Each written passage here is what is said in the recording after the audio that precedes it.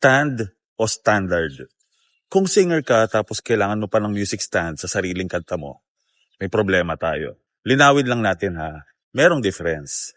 Session musician, lalo na yung orchestra, big band, studio, normal na magbasa ng notes. Iba-iba ang show, iba-iba ang arrangements, kailangan mabilis ang utak, hindi lang memory ang puhunan. Backup singers, minsan valid din, lalo na kung 30 songs in one night. Iba-ibang artista, last-minute changes, that's part of the job. Pero kung band ka na iisa lang ang repertoire, or artist ka na sarili mong kanta, tapos naka-music stand ka pa rin sa gig, hindi na yan professionalism. Crutch na yan.